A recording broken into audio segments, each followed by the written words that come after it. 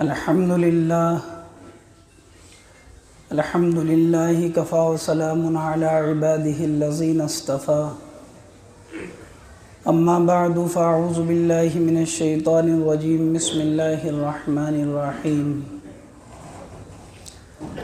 الم تر الی الذین اوتوا نصیبا من الکتاب یؤمنون بالجبت والطاغوت ویقولون للذین کفروا هؤلاء اہدی من الذین آمنوا سبیلا صدق اللہ العظیم وقال رسول اللہ صلی اللہ علیہ وسلم کل امتی يدخلون الجنة الا من ابا قالوا یا رسول اللہ من یأبا قال من اطاعنی دخل الجنة ومن عصانی فقد ابا او کما قال علیہ الصلاۃ والسلام۔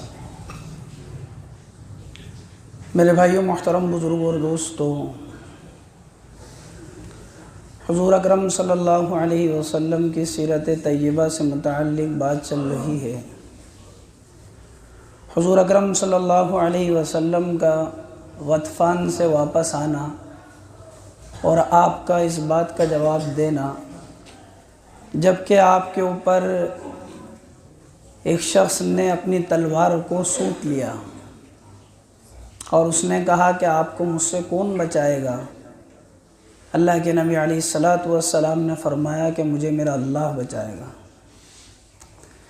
اسی سن 3 کے اندر مدینہ المنورہ کے اندر یہود کا ایک سردار رہا کرتا تھا۔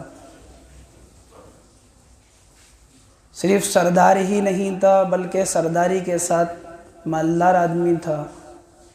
صرف مالدار ہی نہیں تھا بلکہ تورات کا علم اس کے پاس تھا، عالم بھی تھا، خوبصورت بھی تھا، اور بھی بہت سی خوبیاں تھیں، لیکن کمی یہ تھی کہ اس کے اندر کہ حضور اکرم صلی اللہ علیہ وسلم کے لیے دل میں حسد رکھا کرتا تھا، آپ سے کینہ تھا دل کے اندر۔ بدر کے اندر جب مکہ والوں کو شکست ہوئی تو یہ مکہ کے لوگوں کو اپنے اشعار کے اندر ابھارا کرتا تھا کہ تم اپنا بدلہ کب لوگے۔ بعض مرتبہ حضور صلی اللہ علیہ وسلم کی اشعار کے اندر برائی بیان کرتا، بعض مرتبہ امہات المؤمنین امت کی ماؤں کی برائی بیان کرتا، حتیٰ کہ اس درجے پر اتر آیا کہ مدینے سے مکہ گیا اور مکہ جانے کے بعد مکہ والوں سے بات کی اور عہد و پیمان کیا کہ تم مدینے آ کر محمد صلی اللہ علیہ وسلم اور ان کے اصحاب کو صفِ ہستی سے مٹا دو اور ان کو ختم کر دو اور میں مدینے میں تمہارا ساتھ دوں گا۔ یہودی ان کی سازشوں سے جس طرح مسلمان واقف تھے کہ یہ سازش کرنے والے لوگ ہوتے ہیں، اسی طرح اس زمانے کے مشرکین مکہ وہ بھی جانتے تھے کہ یہ سازش کرنے والے ہوتے ہیں۔ اس لیے مکہ والوں نے اس کی بات پر بھروسہ نہیں کیا کہ کہیں ہمیں بلوا کر وہی حال ہو جو بدر میں ہوا تھا۔ تو اس لیے ابو سفیان جو ابھی تک ایمان نہیں لے کر آئے تھے، ابو سفیان نے کہا کہ میں کیسے مان لوں اس بات کو، تیری بات پر کیسے بھروسہ کر لوں؟ اگر تو یہ چاہتا ہے کہ ہم تیری بات پر یقین کریں تو تو ہمارے معبودوں کو سجدہ کر۔ تو اس نے ابو سفیان کے کہنے پر معبودان باطلہ کو سجدہ کیا، ان کو یقین دلانے کے لیے کہ میں تمہارا ہی آدمی ہوں۔ آپ دیکھیں کہ انسان کی گمراہی جب مقدر ہو جاتی ہے اللہ کی طرف سے اور انسان حسد اور کینے میں اور بغض میں انسان مبتلا ہو جاتا ہے تو وہ کس درجہ گر جاتا ہے۔ یہ عالم ہے، تورات کا جاننے والا ہے، یہودیوں کا سردار ہے۔ یہود وہ جو اہل کتاب ہوا کرتے تھے، جن پر اللہ کی کتاب نازل ہوئی ہے، اور کس درجہ گر گیا دشمنی کے اندر کہ جن کو یہ غلط کہا کرتا ہے، جن معبودان باطلہ کو، کہ انہی کے آگے سجدہ کر رہا ہے۔ ان کو یقین دلانے کے لیے کہ میں تمہارا ہوں۔ جس طرح اس وقت کے حالات کو دیکھ کر اس شخص نے ایسا عمل کیا، آج کا مسلمان بھی غیروں کو یقین دلانے کے لیے وہ عمل کر رہا ہے کہ جن سے وہ یہ یقین دلا رہا ہے کہ ہم تو تمہارے ہیں۔ کون سا ایمان، کیسا ایمان، اپنے ایمان کا سودا کر رہا ہے۔ اللہ نے ایسے لوگوں کے لیے قرآن کریم میں کیا فرمایا، آپ سنیں، الم تر الی الذین اوتوا نصیبا من الکتاب یؤمنون بالجبت والطاغوت۔ محمد صلی اللہ علیہ وسلم، کیا آپ نے کعب بن اشرف کو نہیں دیکھا؟ تو یہ صرف کعب بن اشرف کے لیے تھوڑی قرآن نازل ہوا ہے، قیامت تک کی انسانیت کے لیے ہے قرآن، تو جو کوئی ایسا کرے گا اس سب کے لیے یہ حکم ہے۔ الم تر الی الذین اوتوا نصیبا من الکتاب، محمد صلی اللہ علیہ وسلم، کیا آپ نے اس آدمی کو نہیں دیکھا کہ جس کو کتاب کا علم دیا گیا تھا، تورات کا جاننے والا تھا، یؤمنون بالجبت والطاغوت، وہ شیاطین کو اور بتوں کے اوپر ایمان لے کر آتا، ان کو سجدہ کرتا ہے۔ وَيَقُولُونَ لِلَّذِينَ كَفَرُوا هَؤُلَاءِ أَهْدَىٰ مِنَ الَّذِينَ آمَنُوا سَبِيلًا، اور غیروں سے کہتا ہے کہ ایمان والوں سے اچھا تو تمہارا راستہ ہے۔ کس درجہ گر گیا ہے؟ اللہ نے قرآن میں فرمایا اولئک الذین لعنہم اللہ، یہ وہ لوگ ہیں جن پر اللہ کی لعنت ہے۔ ومن یلعن اللہ فلن تجد لہ نصیرا، اور جس پر اللہ کی لعنت ہو جائے اس کا کوئی یار و مددگار نہیں ہے، بے سہارا ہے وہ۔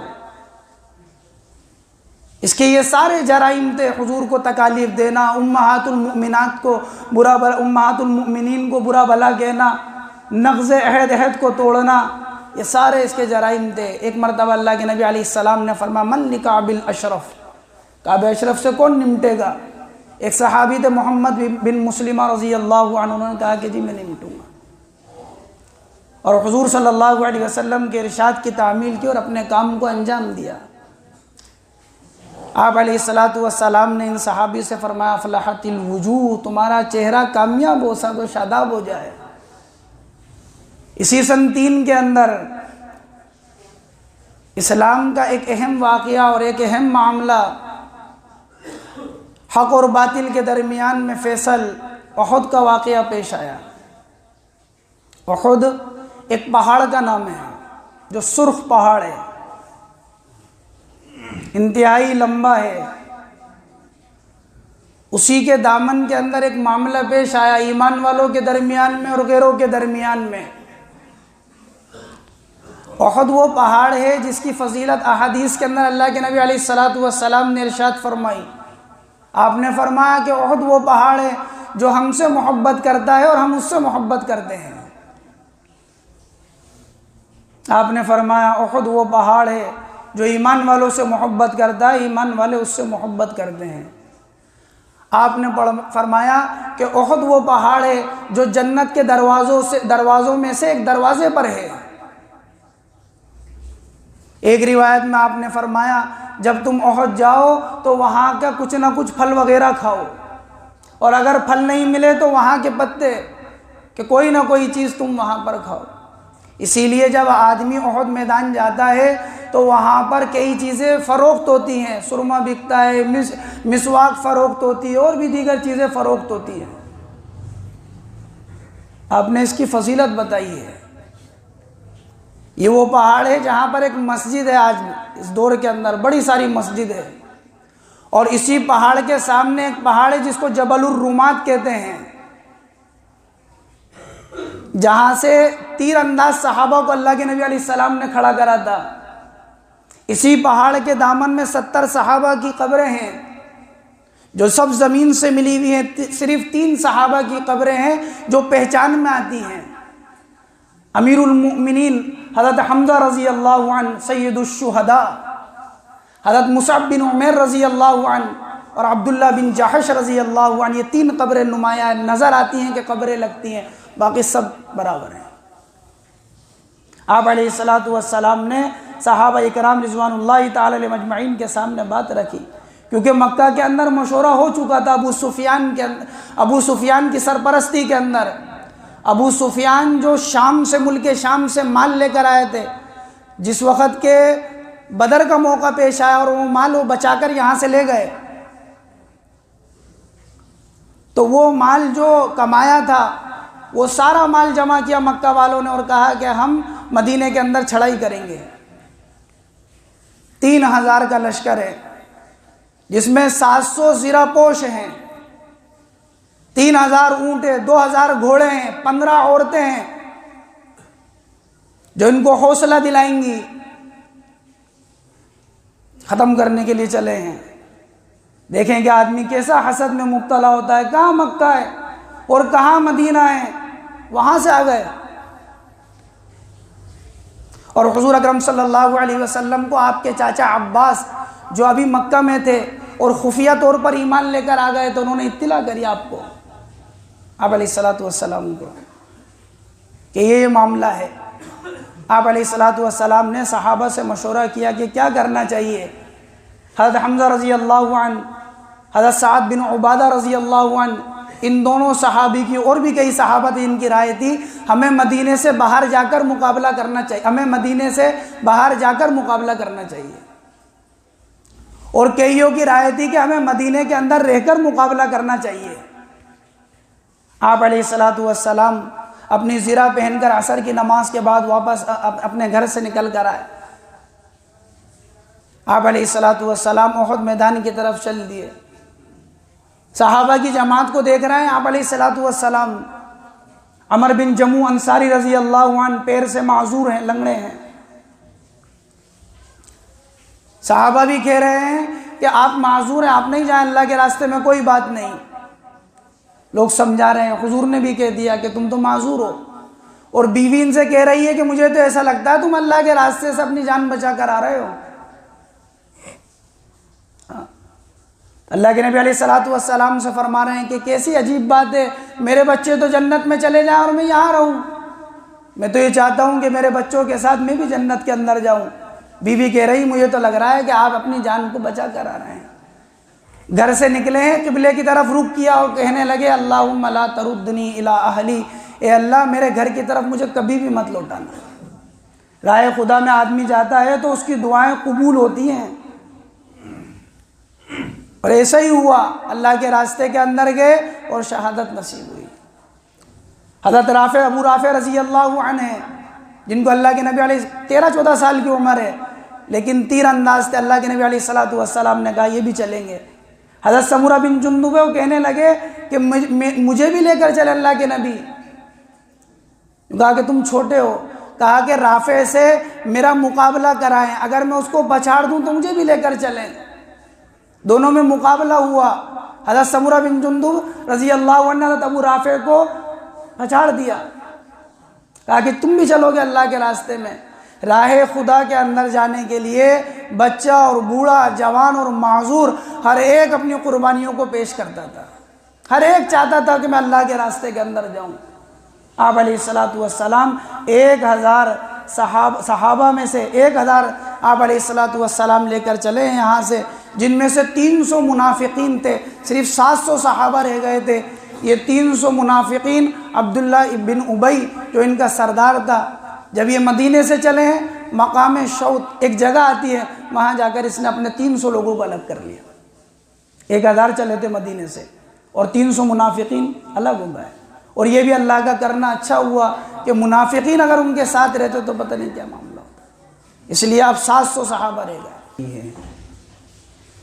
حضور اکرم صلی اللہ علیہ وسلم کا مدینۃ المنورہ سے احد میدان کی طرف جانا، اس بات کا تذکرہ چل رہا ہے۔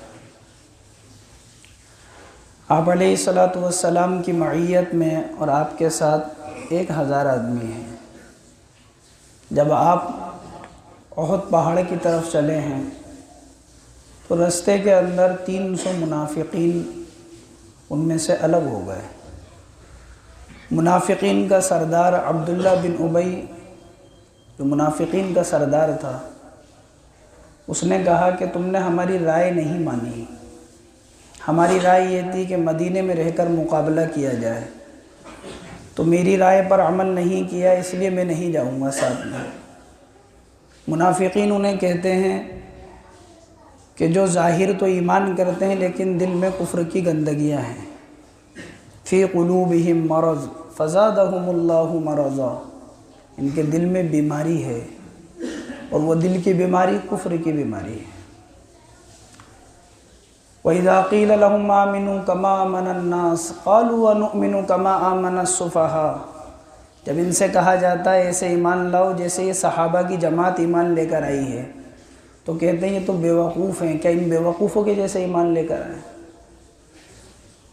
وَإِذَا لَقُوا الَّذِينَ آمَنُوا قَالُوا آمَنَّا، جب ایمان والوں سے ملتے ہیں تو کہتے ہیں ہم تو تمہارے ساتھ ہیں. وَإِذَا خَلَوْا إِلَىٰ شَيَاطِينِهِمْ قَالُوا إِنَّا مَعَكُمْ، جب شیاطین اپنے رؤساؤں کی طرف چلے جاتے ہیں تو کہتے ہیں ہم تمہارے ساتھ ہیں، ایمان والوں سے مذاق کر رہے ہیں. اللہ تعالیٰ نے سورہ بقرہ میں شروع میں ان کا تذکرہ کیا ہے، اور ان لوگوں کے لیے اللہ تعالیٰ نے قرآن میں فرمایا اولئک الذین اشتروا الضلالۃ بالہدی، یہ وہ لوگ ہیں جنہوں نے ہدایت کے بدلے میں گمراہی کو خرید لیا ہے. تو یہی لوگ تھے، انہوں نے کہا کہ ہم نہیں جائیں گے، ہماری بات کو نہیں مانا اس لیے ہم نہیں جا سکتے. 300 لوگ الگ ہو گئے. 700 صحابہ اکرام کی جماعت حضور اکرم صلی اللہ علیہ وسلم کے ساتھ ہے. آپ علیہ السلام کے صحابہ کے جو جذبات ہیں وہ بھی الگ ہی تھے، ان کا بھی ساری دنیا کے اندر کوئی مقابلہ نہیں اور کوئی مثال نہیں ہے ان جذبات کی. حضور اکرم صلی اللہ علیہ وسلم کی محبت میں آپ سے جو عقیدت صحابہ کرام کو تھی وہ تاریخ میں کہیں نہیں ملتی. روایتوں کے اندر آتا ہے کہ ایک صحابی ہیں کعب بن مالک رضی اللہ عنہ، بڑے جلیل القدر صحابی ہیں. حضور اکرم صلی اللہ علیہ وسلم سے کہنے لگے کہ حضور آپ اپنا لباس تو مجھے دے دیجئے اور میرا لباس آپ پہن لیں. ہر ایک آدمی کا ایک لباس ہوتا ہے، وہ لباس سے پہچانا جاتا ہے. تو یہ کعب بن مالک رضی اللہ عنہ کہنے لگے اللہ کے نبی سے احد کے دن کہ اپنا لباس مجھے دے دیں، میرا لباس آپ پہن لیں. کہا کہ حضور آپ کا لباس میں پہن لوں گا، لوگ یہ سمجھیں گے کہ یہ محمد الرسول اللہ ہیں لباس کی وجہ سے، جو نئے لوگ ہوں گے. تو جب وہ حملہ کریں گے تو آپ پر حملہ نہیں ہوگا بلکہ میرے اوپر حملہ ہو جائے گا، میری جان چلی جائے گی، حضور آپ کی جان بچ جائے گی. کعب بن مالک رضی اللہ، اور یہ وہ صحابی ہیں جن سے حضور نے اپنا لباس تبدیل کیا تھا. آپ نے اپنی زرہ ان کو دی، ان کی زرہ آپ نے پہنی. اور یہی دھوکہ لگتا تھا غیروں کو، وہ یہ سمجھتے تھے کہ یہی محمد الرسول اللہ ہے تو حملہ کر دیتے. 11 تلوار کے نشان ان کی پیٹھ کے اوپر آئے تھے. حضرت کعب بن مالک رضی اللہ عنہ. 2 صحابی تھے، حضرت عبداللہ بن جحش، حضرت سعد بن ابی وقاص رضی اللہ عنہ. جلیل القدر صحابی ہیں دونوں کے دونوں. احد کے دن دونوں نے ایک دوسرے سے کہا کہ ہم دعا کرتے ہیں، ایک دعا کرے گا اور دوسرا اس کے اوپر آمین کہے گا، دوسرا دعا کرے گا تو پہلا اس کے اوپر آمین کہے گا، اور دونوں ایک کونے کے اندر چلے گئے اور دونوں دعائیں کر رہے ہیں. حضرت سعد بن ابی وقاص رضی اللہ عنہ نے دعا کی. صحابہ کی تمنائیں اپنی جان کو، اپنے مال کو اللہ کی راہ میں قربان کرنے کی کیسی ہوا کرتی تھی. حضرت سعد رضی اللہ عنہ نے اپنے ہاتھ اٹھائے اور دعا کری کہ اللہ ہمارا مقابلہ ہونا ہے تیرے دشمنوں سے، میرا کسی ایسے سخت دشمن سے مقابلہ ہو کہ وہ میرے اوپر وار کرے اور میں اس کے اوپر وار کروں، حتیٰ کہ ایسا ہو کہ اللہ میں اس کے اوپر فتح پا جاؤں. تو حضرت عبداللہ ابن جحش رضی اللہ عنہ نے اس پر آمین کہا. حضرت عبداللہ بن جحش رضی اللہ عنہ نے پھر اپنے ہاتھ اٹھائے اور ان کی باری تھی اب دعا کرنے کی. انہوں نے دعا کری کہ اللہ میرا بھی ایک سخت تیرے دشمن سے مقابلہ ہو، تو تیرا دشمن ہو، اور میں اس کے اوپر وار کروں، وہ میرے اوپر وار کرے، حتیٰ کہ میں تیرے راستے میں شہید کر دیا جاؤں. اور اے اللہ میرے ناک کان کاٹ لیے جائیں، قیامت کے دن میرے تیرے دربار میں حاضر ہوں تو مجھ سے پوچھا جائے کہ عبداللہ یہ تیرے ساتھ کس نے کیا اور کیوں ہوا؟ تو اللہ میں یوں کہوں کہ اللہ تیرے راستے میں، تیری محبت میں اور تیرے رسول کی محبت میں میرے ساتھ ایسا ہوا. اور مورخین نے لکھا ہے خدا کی قسم جب میدان جمع ہیں تو دونوں صحابی کی دعائیں ایسی ہی قبول ہوئی ہیں. ایک کو اللہ نے فتح نصیب فرما دی، ایک کو شہادت نصیب فرما دی. حضرت سعد بن ابی وقاص رضی اللہ عنہ فرماتے ہیں کہ میں دیکھنے گیا صحابہ کے اندر عبداللہ بن جحش کو میں نے دیکھا کہ ان کے ناک کان ایک دھاگے کے اندر پرے ہوئے. یہ صحابہ کی تمنا ہوتی ہے. اور یہ وہ صحابیاں تھے عبداللہ ابن جحش رضی اللہ عنہ. اللہ کے نبی علیہ الصلوۃ والسلام نے ان کو ایک لکڑی دے دی تھی اسی مرتبہ میں، اسی راستے کے اندر احد کے وقت میں. تو وہ لکڑی ان کے ہاتھ میں تلوار بن گئی اور ایک زمانے تک رہی. وہ 200 دینار کے اندر فروخت ہوئی تھی. وہ یہ صحابہ اکرام کے جذبات ہیں، جو صحابہ اکرام اپنے جذبات کا اظہار فرما رہے ہیں. حضور اکرم صلی اللہ علیہ وسلم اپنے صحابہ کو لے کر پہنچے ہیں اور سامنے سے اللہ کے دشمن آ رہے ہیں. 3000 کا لشکر ہے. عورتوں کو ساتھ لے کر آئے ہیں تاکہ راستے کے اندر حوصلہ دلائیں. بدر کی طرح تاکہ معاملہ نہیں ہو بلکہ حوصلہ بڑھائے. جب میدان کے اندر پہنچے ہیں تو انفرادی طور پر 22 مقابلے ہوئے. ان 22 مقابلوں کے اندر صحابہ کرام نے 22 اللہ کے دشمنوں کو جہنم واصل کر دیا. حضرت علی رضی اللہ عنہ کا ایک سے مقابلہ ہوا طلحہ بن ابی طلحہ 2 وار کے اندر سیدھا جہنم واصل.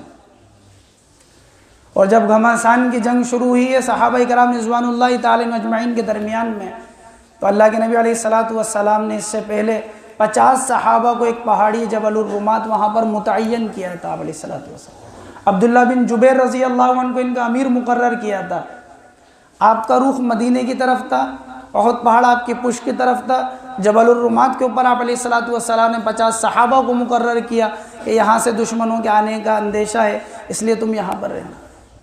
اور آپ نے ان سے فرمایا کہ دیکھو تم ہمیں یہ دیکھ لو کہ ہم غالب آ گئے یا یہ دیکھ لو کہ ہم مغلوب ہو گئے، تمہیں اس جگہ سے نہیں ہٹنا ہے. اور بعض روایتوں میں یہاں تک آتا ہے کہ آپ نے کہا کہ ہماری بوٹیوں کو پرندے نوچ لیں تب بھی تم ان جگہ سے مت ہٹنا، اس جگہ سے نہیں ہٹنا. جب گھمسان کی جنگ شروع ہوئی تو صحابہ کرام رضوان اللہ تعالیٰ علیہم اجمعین کو اللہ تعالیٰ نے فتح نصیب فرمائی. اور یہ فتح ایسی ہوئی کہ دشمنان اسلام اپنے مقام کو چھوڑ کر بھاگ رہے ہیں، دوڑ رہے ہیں.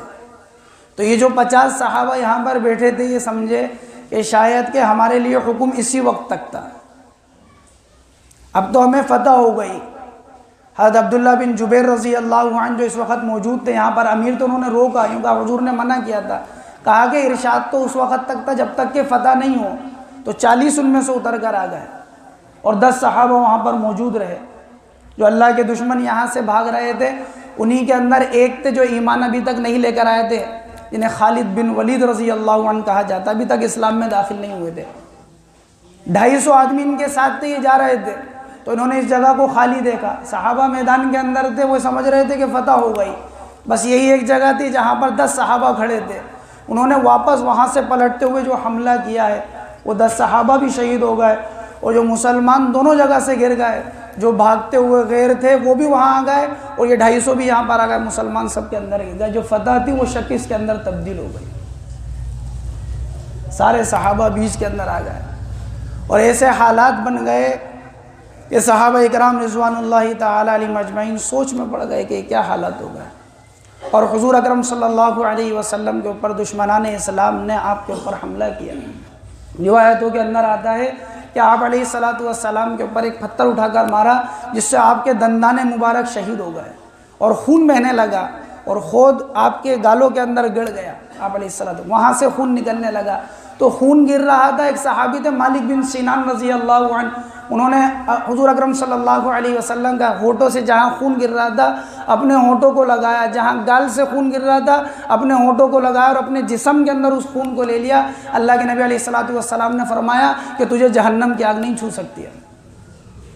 نبی کا خون جس کے خون کے اندر چلا جائے، جس کے جسم کے اندر چلا جائے، آپ نے فرمایا جہنم کی آگ تجھے نہیں چھو سکتی ہے.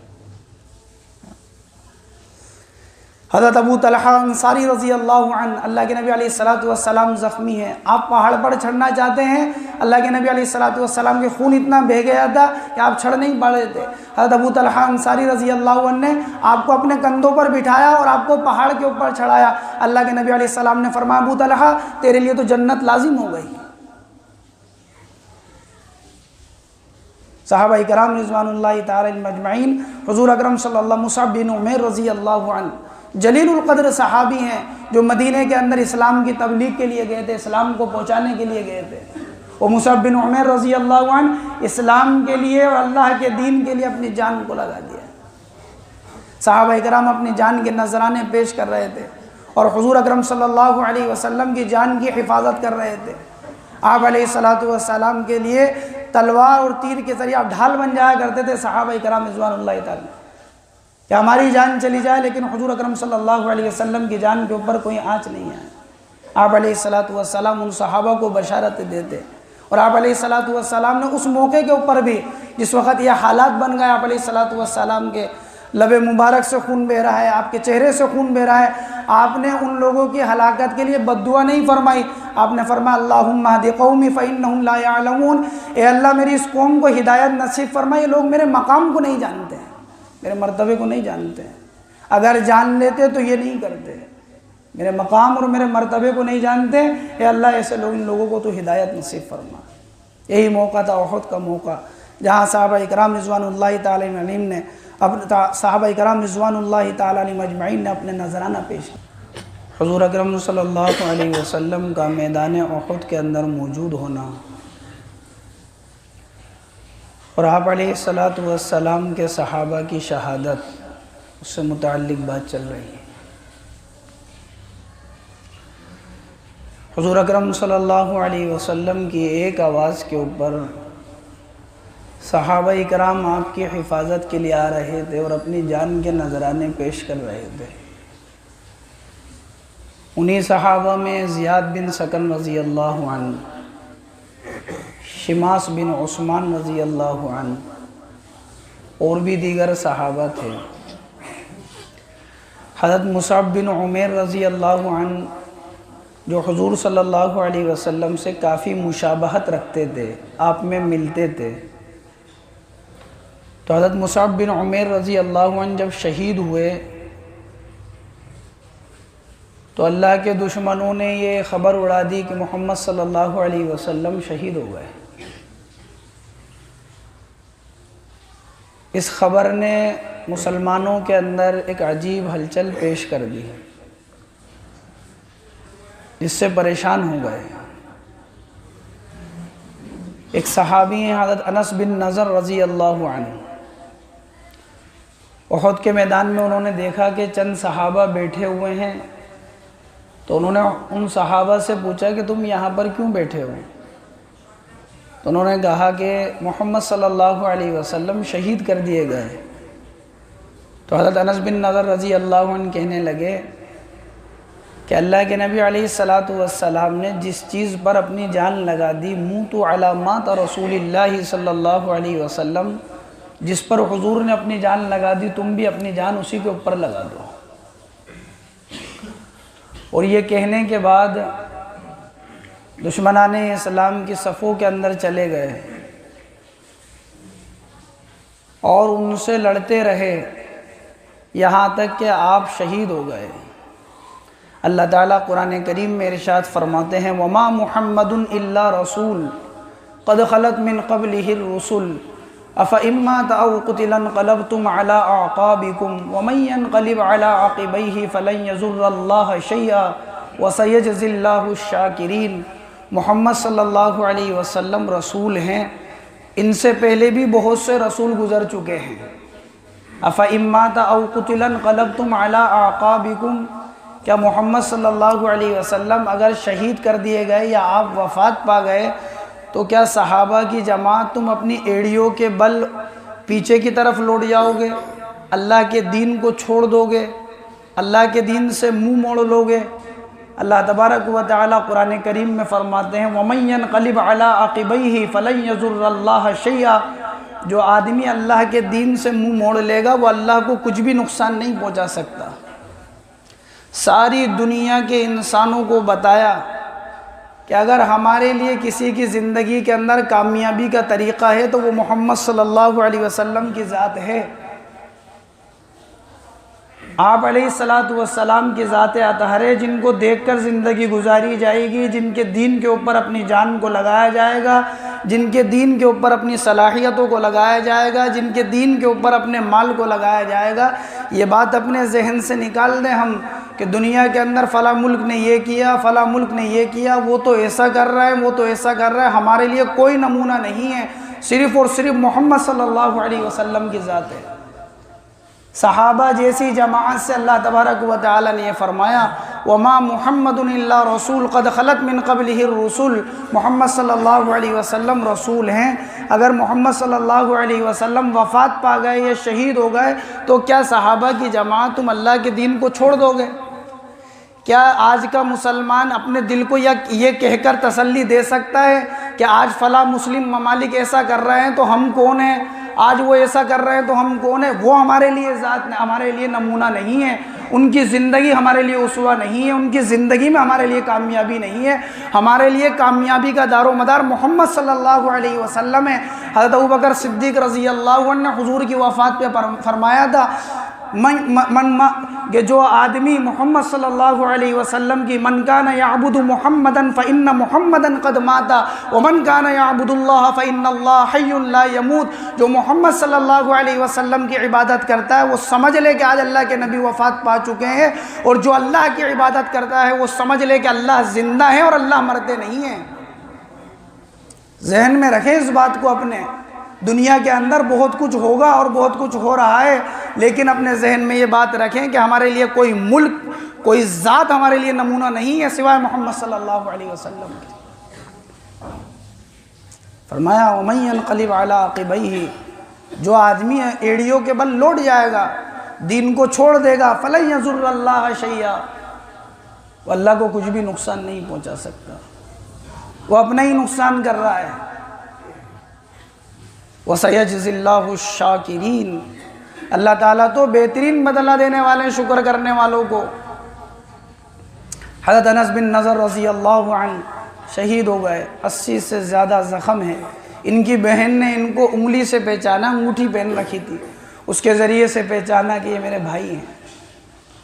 حضور اکرم صلی اللہ علیہ وسلم جب یہ سارا معاملہ ہو گیا تو ابو سفیان جو مکہ والوں کی طرف سے آئے تھے اور ابھی تک مسلمان نہیں ہوئے، ایک پہاڑی کے اوپر چڑھے ابو سفیان، اور انہوں نے ایک نعرہ بلند کیا۔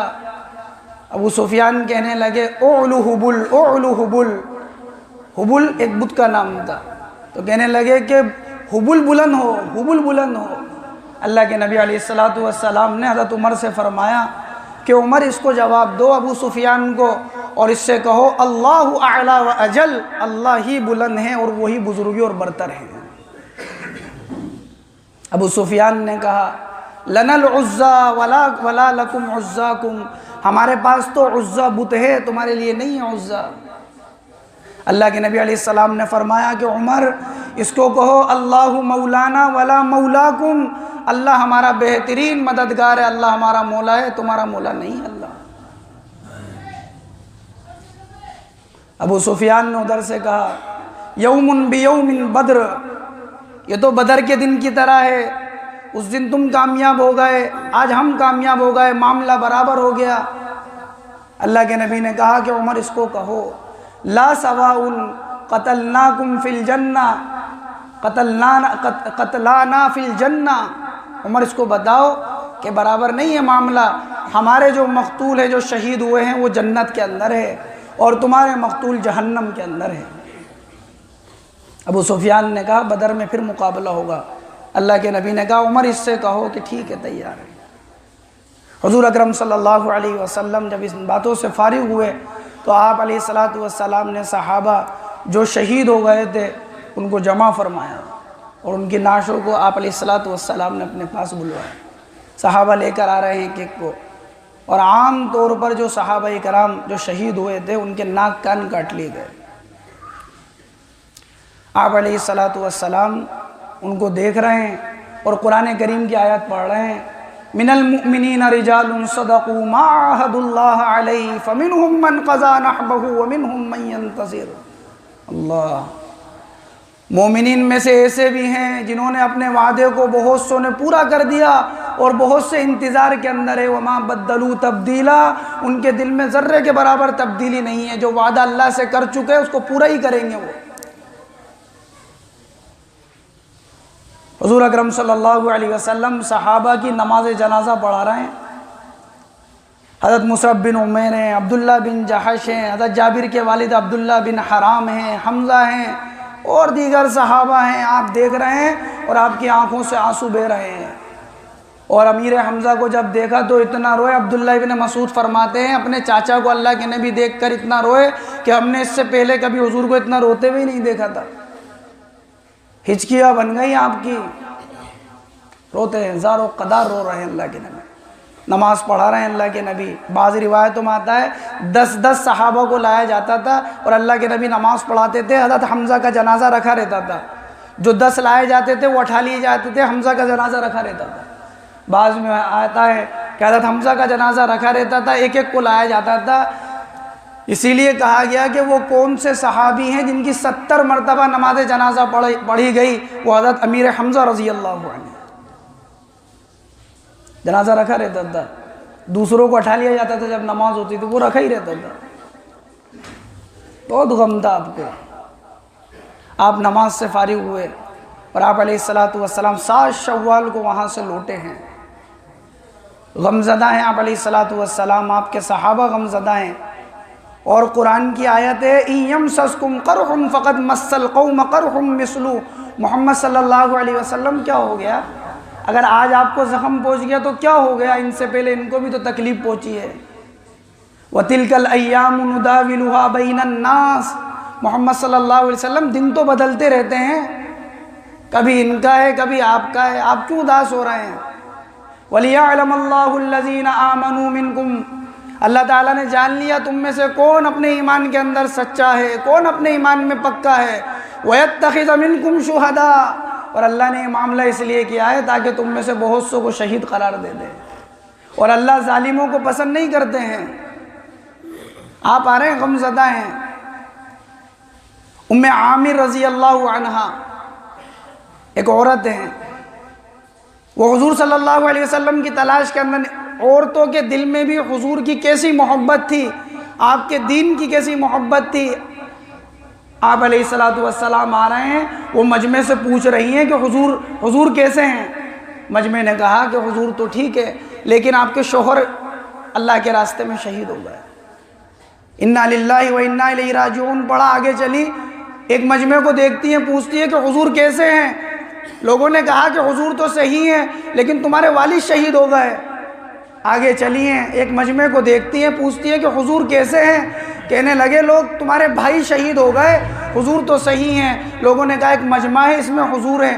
وہ سارے مجمع کو اٹھاتے ہوئے گئی اور اللہ کے نبی علیہ السلام کو جب دیکھا ہے تو آپ کو دیکھنے کے بعد کہنے لگے کل مصیبت بعدک جلل یا رسول اللہ. اے اللہ کے رسول آپ کو دیکھنے کے بعد میری ہر مصیبت آسان ہو گئی. کبشہ بنت رافع رضی اللہ عنہ، سعد بن معاذ رضی اللہ عنہ کی والدہ دوڑی ہوئی آ رہی ہیں، حضور کیسے ہیں؟ لوگ کہہ رہے ہیں کہ حضور تو ٹھیک ہے، تمہارے بھائی شہید ہو گئے اللہ کے راستے میں. آگے چلی، حضور کیسے ہیں؟ کہا کہ حضور تو ٹھیک ہیں، تمہارے والد اللہ کے راستے میں شہید ہو گئے. لوگوں سے پوچھا کہ کیسے ہیں؟ کہا کہ تمہارے شوہر اللہ کے راستے کے اندر شہید ہو گئے. حضور علیہ السلام سے حضرت سعد بن معاذ کہنے لگے کہ جی یہ میری والدہ ہیں. اللہ کے نبی آپ علیہ السلام نے مرحبا کہا اور آپ نے فرمایا کہ تمہارے والد، تمہارے بھائی اور تمہارے شوہر اللہ کے راستے کے اندر شہید ہو گئے. کہنے لگے اللہ کے رسول آپ ٹھیک ہیں، میرے لیے ہر غم آسان ہے. عمر بن جموع انصاری رضی اللہ عنہ کی بیوی، ان کے ساتھ بھی کئی عورتیں تھیں کہ جن کی تمنا صرف یہ تھی کہ حضور کو دیکھ لیں، باقی سب ٹھیک ہے، ساری قربانی دینے کے لیے تیار ہیں. یہ معاملہ احد کا معاملہ ہے جس کا کئی ہفتوں سے تذکرہ چل رہا تھا. آپ علیہ السلام اس حال کے اندر مدینے پہنچے ہیں اور صحابہ کی آپ علیہ السلام کا میدان احد کے اندر پہنچنا اور آپ علیہ السلام کے صحابہ کا آپ کے لیے اپنی جانوں کو نچھاور کرنا، اس کا تذکرہ چل رہا ہے. جب حضور اکرم صلی اللہ علیہ وسلم اور آپ کے صحابہ اس حال کے اندر پہنچ گئے کہ اللہ کے دشمنوں نے صحابہ کو اور حضور کو چاروں طرف سے گھیر لیا. تو حضور اکرم صلی اللہ علیہ وسلم کے چاچا حضرت حمزہ رضی اللہ عنہ جو بڑے بہادر تھے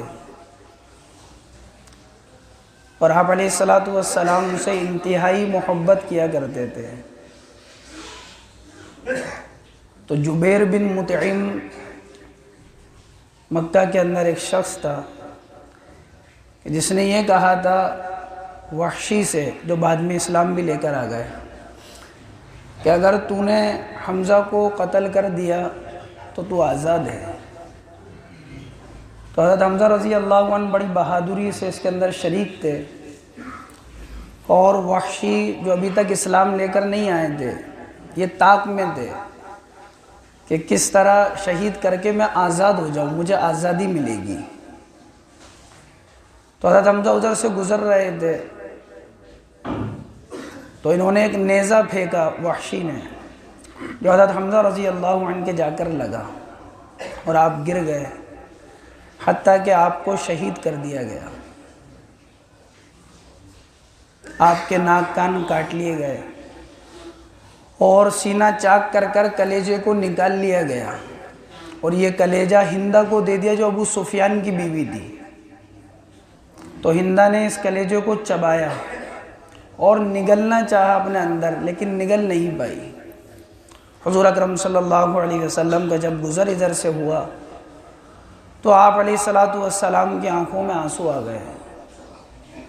صحابہ فرماتے ہیں کہ ہم نے اس سے پہلے حضور کو کبھی اتنا روتے ہوئے نہیں دیکھا تھا، ہچکیاں بن گئی آپ علیہ الصلوۃ والسلام کی۔ آپ نے فرمایا حمزہ اللہ اور اس کے رسول کا شیر ہے۔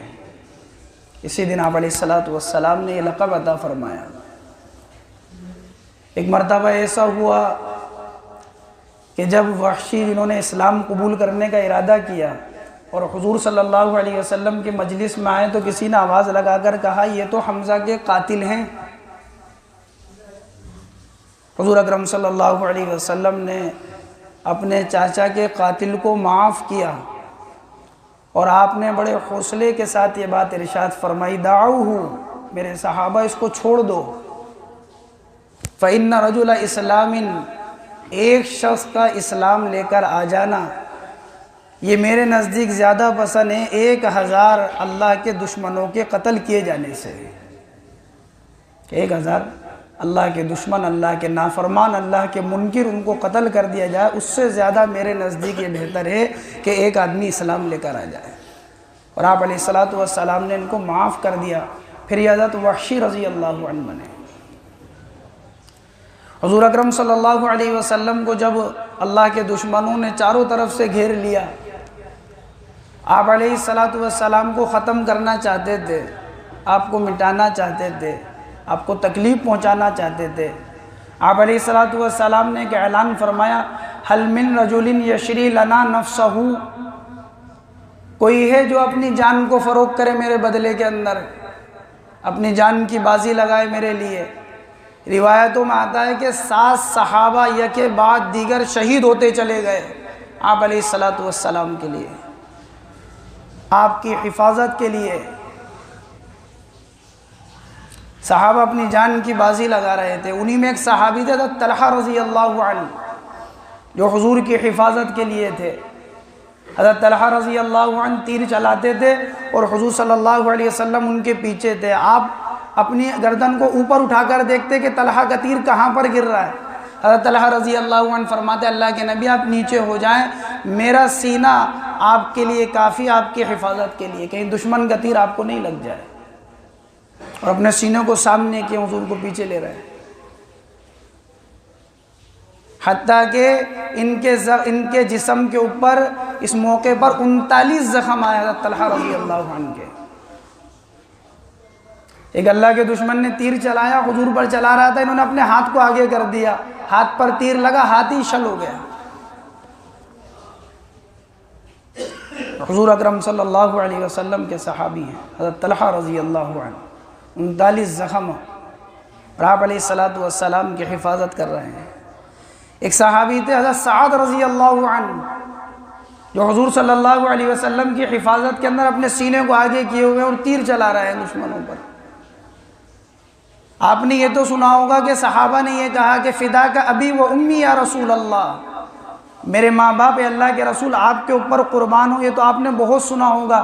لیکن یہ وہ صحابی حضرت سعد رضی اللہ عنہ، اللہ کے نبی نے ان سے کہا تھا ارمی یا سعد فدا کا ابی و امی، اے سعد تیر چلا میرے ماں باپ تیرے اوپر قربان ہو۔ یہ سعد رضی اللہ عنہ جن کو اللہ کے نبی نے یوں کہا تھا میرے ماں باپ تیرے اوپر قربان ہو، تیر چلا۔ انہی صحابی کے اندر تھے ایک صحابی حضرت شماس بن عثمان رضی اللہ عنہ، نام تو تھا ان کا عثمان بن عثمان۔ شماس اس لیے کہتے تھے کہ شمس سورج کو کہتے ہیں، سورج کی طرح خوبصورت تھے، نام تھا ان کا شماس بن عثمان کہا جاتا تھا، نام تھا عثمان بن عثمان۔ حضور اکرم صلی اللہ علیہ وسلم کے لیے ڈھال بنے ہیں، تیر آتے ہیں، تلوار آتے ہیں، اپنے سینے کو سامنے پیش کرتے ہیں، اور اس حال کے اندر زخمی ہو کر گر گئے تو آپ علیہ السلام فرما رہے ہیں کہ عثمان میں تجھے کیا لقب دوں، میرا دل تو یہ چاہتا ہے کہ میں تجھے یہ کہوں کہ تو نبی کے لیے ایک ڈھال ہے، ایک ڈھال۔ زخمی حالت ہو گئی تو عائشہ رضی اللہ تعالیٰ عنہ کے کمرے کے اندر لایا گیا۔ جب اس معاملے سے فارغ ہو گئے تو حضرت ام سلمہ رضی اللہ تعالیٰ عنہ نے کہا یہ میرے چاچا زاد بھائی ہیں، میں ان کی خدمت کروں گی۔ ایک رات گزاری اور وہیں آپ کا انتقال ہو گیا۔ پھر واپس میدان احد کے اندر لے کر آئے ان کو اور وہیں دفن کیا گیا۔ انہی صحابی میں ایک صحابی تھے زیاد بن سکن رضی اللہ عنہ، کیا مقام پایا ہے، صحابہ جیسا دیوانہ ساری دنیا کے اندر جس نے حضور سے محبت کی ہے، ساری دنیا تلاش کر لو، آنے والی نسلوں کے اندر اور پچھلی نسلوں میں کوئی نہیں ملے گا۔ حضور اکرم صلی اللہ علیہ وسلم کے لیے اپنے سینے کو سامنے کیے ہوئے ہیں، تیر کے، تلوار کے گھاؤ دیے جا رہے ہیں، برداشت کیے جا رہے ہیں، حتیٰ کہ گرے ہیں زمین کے اوپر۔ تو اللہ کے نبی علیہ السلام نے ان سے فرمایا تھا زیاد بن سکن رضی اللہ عنہ کے لیے کہ اس کو میرے قریب کرو، زیاد کو۔ جب ان کو قریب کیا گیا تو ان کا گال حضور صلی اللہ علیہ وسلم کے قدم مبارک پر تھا اور اسی حال میں جان چلی گئی۔ حضور کے پیر تھے، ان کا گال تھا وہیں رکھا ہوا تھا، وہیں جان چلی گئی۔ سعد ابن الربیع انصاری رضی اللہ عنہ، میرے دوستو ہم دیکھیں کہ اللہ کے دین کے لیے صحابہ نے اپنی جانوں کے نذرانے پیش کیے تو دین ہم تک پہنچا ہے۔ آج ہم دین کو اپنی زندگیوں میں باقی رکھنے کے لیے تیار نہیں ہیں۔ دین کو تو کیا پھیلاتے، کیا ہماری ذات سے دین پھیلتا، کیا لوگ ہماری زندگیوں کو دیکھ کر دین کو قبول کرتے۔ آج تو ہمارے خود کے دین کے لالے ہیں، ہم سے خود سے دین کی حفاظت نہیں ہو رہی، اپنے دین کی جو خون کو سینچ کر صحابہ نے ہم تک پہنچایا تھا۔ احد کے میدان میں حضور صلی اللہ علیہ وسلم کے دندان مبارک شہید ہو گئے، آپ کے خول یہاں پر آپ کے کڑی گھس گئی آپ علیہ السلام کے گال کے اندر۔ تو ایک صحابی تھے حضرت ابو عبیدہ بن جراح رضی اللہ عنہ، تو انہوں نے ایک کڑی کو دانت سے پکڑ کر نکالا، ایک دانت ٹوٹ گیا ان کا خود کا، دوسری کو نکالا دوسرا دانت ٹوٹ گیا۔ آج تو مسلمان دین کو اپنی زندگی میں باقی رکھنے کے لیے تیار نہیں ہے۔ آج مسلمان نماز پڑھنے کے لیے تیار نہیں۔ سوچیں آپ اپنی زندگی کے اندر غور کریں اور اپنی زندگی کے اندر فکر کریں کہ صبح سے شام ہو جاتی ہے اور زندگی سے موت کو پہنچ جاتے ہیں ہم، کہ ہماری زندگی میں کوئی لمحہ ایسا آتا ہے کہ ہم نے سوچا ہو کہ اللہ کا دین کیسے قائم ہو جائے۔ میں میری نماز پڑھ رہا ہوں، یہ اللہ کا دین قائم نہیں کر رہا ہوں، یہ تو میں اپنی ذات سے عمل کر رہا ہوں، اللہ کا دین قائم ہو جائے کہ انسانیت کے اندر اللہ کا دین پہنچ جائے۔ سالوں ہو جاتے ہیں، مہینوں ہو جاتے ہیں، زندگیاں گزر جاتی ہیں، ہماری زندگی میں تھوڑا وقت نہیں نکلتا کہ ہم اللہ کے دین کو سیکھ لیں، اس کو پھیلائیں۔ ایک صحابی ہے سعد ابن الربیع انصاری رضی اللہ عنہ، میں کس صحابی کا نام لوں آپ کے سامنے، ایک ایک ایسے تھے کہ جن کی مثال نہیں پیش کی جاتی ہے۔ حضور اکرم صلی اللہ علیہ وسلم صحابہ کے دفن سے جب فارغ ہوئے تو آپ نے فرمایا کہ سعد ابن الربیع انصاری نہیں دکھ رہا ہے مجھے۔ محمد بن مسلمہ رضی اللہ عنہ نے کہا کہ اللہ کے نبی میں جاتا ہوں، ان کو تلاش کر کر آتا ہوں، اور یہ آواز لگا رہے ہیں اے سعد ابن الربیع، اے سعد ابن الربیع۔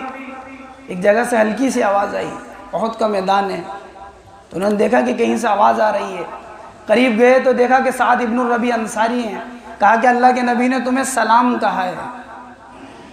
انہوں نے کہا کہ ہاں اللہ کے نبی کو بھی میرا سلام کہنا۔ اور اللہ کے نبی نے یہ پوچھا تھا مجھ سے، محمد بن مسلمہ کہہ رہے ہیں کہ سعد کو جا کر دیکھ کر آؤ کہ وہ زندوں میں یا شہیدوں میں ہیں، تو کہنے لگے اللہ کے نبی علیہ السلام سے کہنا کہ سعد تو شہیدوں میں ہیں، آخری وقت چل رہا ہے۔